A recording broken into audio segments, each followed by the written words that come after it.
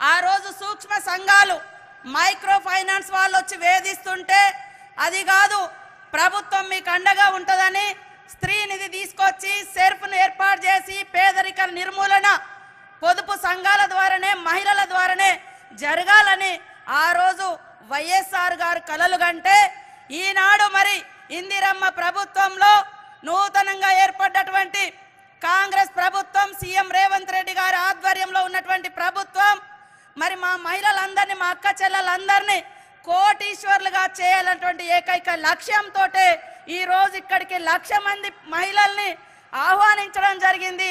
మీలో ఆత్మవిశ్వాసాన్ని పెంపొందించడం కోసం, మిమ్మల్ని ఆర్థికంగా బలోపేతం చేయడం కోసం, మీకు ఇవ్వాల్సినటువంటి భరోసా ఇవ్వడం కోసం, మరి మీకోసం అనేక సంక్షేమ పథకాలను కూడా ఈ వేదిక ద్వారా ప్రకటించడం కోసం మరి సీఎం రేవంత్ రెడ్డి గారు, అదే విధంగా మన డిప్యూటీ సీఎం బట్టి విక్రమార్కన్న గారు, ఉత్తమ్ కుమార్ అన్న గారు, నాగేశ్వరరావు అన్న గారు, మరి కొండా సురేఖక్క గారు, అదే విధంగా మన స్పీకర్ గారు, మరి వేదిక మీద ఉన్నటువంటి దామోదర్ రాజనరసింహ గారు, ఇంకా ఎమ్మెల్యేలు ఎమ్మెల్సీలు పెద్దలందరికీ పేరు పేరున హృదయపూర్వక నమస్కారాలు, ధన్యవాదాలు. పత్రికా మీడియా సోదరులకు, పోలీస్ అధికారులకు, ముఖ్యంగా మరి మా అనితా రామచంద్రన్ గారు, సిఎస్ గారు, శాంతకుమారి గారు, సుల్తానియా మా ప్రిన్సిపల్ సెక్రటరీ గారు ఈ ఏర్పాట్లలో తనములకలై మరి పనిచేసినందుకు సంబంధిత అధికారులందరినీ కూడా అభినందిస్తా ఉన్నాను. ముఖ్యంగా కాంగ్రెస్ అంటేనే పేదరికం లేనటువంటి మరి సమాజాన్ని సృష్టించాలన్నటువంటి కలలు కనేటువంటి ఇందిరమ్మ పార్టీ. మరి కాంగ్రెస్ అంటేనే మహిళలకు మొట్టమొదటిసారి గ్రామ పంచాయతీ నుంచి జిల్లా వరకు 33.3% రిజర్వేషన్స్ ఇచ్చి మీరు వంటింటి కుందేలు కాదు, రాజకీయాల్లో కూడా రావాలి, నిర్ణయాధికారంలో కూడా మీరు భాగస్వాములు కావాలి, ఎలాంటి చట్టాలు కావాలి, ఎలాంటి నిర్ణయాలు తీసుకోవాలో దాంట్లో కూడా మనం ఉండాలని ఆ రోజు రాజీవ్ గాంధీ గారు 33% రిజర్వేషన్ కూడా తీసుకొచ్చి గ్రామ పంచాయతీలలో మరి మనకు రిజర్వేషన్ కల్పించింది కూడా కాంగ్రెస్ ప్రభుత్వమే. అదే విధంగా ఈరోజు మరి సమయం తక్కువ ఉన్నందున నేను ఒకటే చెప్పదలుచుకున్నా, ఇది మహిళా ప్రభుత్వం అని చెప్పడానికి సోనియమ్మ ఇచ్చినటువంటి అత్యంత గ్యారంటీలలో మహాలక్ష్మి గ్యారంటీ మరి మహిళలకు సంబంధించిందే. ఇప్పటి వరకు రాష్ట్రంలో మహిళలు 30 కోట్ల మంది మహిళలు ఉచిత బస్సు ప్రయాణాన్ని వాడుకోవడం జరిగింది.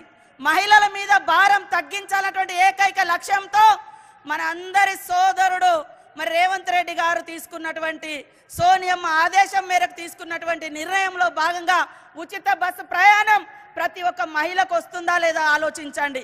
దాన్ని కూడా అడ్డుకోవడం కోసం కుట్రలు చేసింది బీఆర్ఎస్ పార్టీ.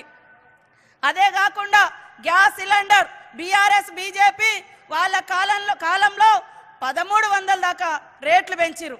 ఆ రోజు కాంగ్రెస్ ఉన్నప్పుడు 450, 500కే ఇస్తే మరి వాళ్ళు వచ్చిన తర్వాత 1200, 1300 పెంచితే ఇప్పుడు మళ్ళీ 500కే గ్యాస్ సిలిండర్ ఇస్తున్నటువంటి ఘనత ఈ కాంగ్రెస్ ప్రభుత్వంది.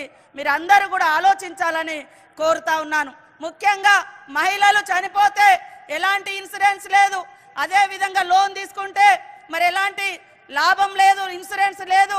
గత ప్రభుత్వ కాలంలో మహిళలతో సమావేశాలు లేవు, మహిళల బాధలు పట్టించుకోలేదు. కాబట్టి ఈరోజు ఇంట్లో ఆర్థికంగా మహిళ సంతోషంగా ఉంటే ఆ ఇల్లు సంతోషంగా ఉంటుంది, ఆ సమాజం సంతోషంగా ఉంటుంది. కాబట్టి మిమ్మల్ని అందరినీ సంతోషపరచడమే సీఎం రేవంత్ రెడ్డి గారి యొక్క లక్ష్యంగా మిమ్మల్ని కోటీశ్వరులను చేయాలన్నటువంటి లక్ష్యంతో మరి పొదుపు సంఘాలకు రకరకాల రాయితీలతోటి కుటీర పరిశ్రమలను ఏర్పాటు చేసి మీరేదైతే మరి పొదుపు సంఘాల ద్వారా నడిపిస్తున్నటువంటి కుటీర పరిశ్రమలు ఉన్నాయో వాటిని మార్కెట్ చేసుకోవడానికి కూడా ఇబ్బంది పడతా ఉన్నారు. ఎవరికి అమ్మాలి, ఎట్లా అమ్ముడు పోవాలి, మరి సంవత్సరానికో 6 నెలలకో ఎక్కడో కాడ పెడితే తప్ప మరి ఇంకో కాడ లేదు. కాబట్టి దానికి స్పష్టంగా మీకు మార్కెట్తో అనుసంధానం చేసి నిరంతరం మీరు తయారు చేసినటువంటి ఉత్పత్తులను హైదరాబాద్ కావచ్చు, అంతర్జాతీయ స్థాయిలో కావచ్చు అమ్ముకునేటువంటి అవకాశం కల్పించడం కోసం ఈ రోజు కొత్త పథకాలను కూడా మీ ముందుకు తీసుకురావడం జరిగింది. ఈ రోజే మరి సీఎం రేవంత్ రెడ్డి గారి ఆధ్వర్యంలో టీ సేఫ్ అనేటువంటి ఒక యాప్ను తీసుకొచ్చి మహిళలు ఎటన్నా పోతుంటే మరి అక్కడ పోయిన తర్వాత ఏమైతే తెలియదు కాబట్టి పోలీస్ శాఖ ద్వారా మీ ప్రయాణాన్ని కూడా ఎప్పటికప్పుడు తెలుసుకుంటూ ఏదైనా ఆపదలో ఉంటే వెంటనే పోలీస్ అధికారులు వచ్చి పోలీస్ శాఖ వచ్చి మహిళల్ని రక్షించేటువంటి స్కీమ్ను కూడా ఈ రోజే లాంచింగ్ ప్రారంభించడం జరిగింది. కాబట్టి మా మహిళా సోదరిమణులందరూ మరి ఇందిరమ్మ పాలనకు అండగా ఉండి మీరందరూ కూడా ఆర్థికంగా కోటీశ్వరులను కావాలని మనస్ఫూర్తిగా కోరుకుంటూ మరి వివిధ ప్రాంతాల నుంచి వచ్చిన మీ అందరికీ మరొకసారి వందనం, శుభాభివందనం.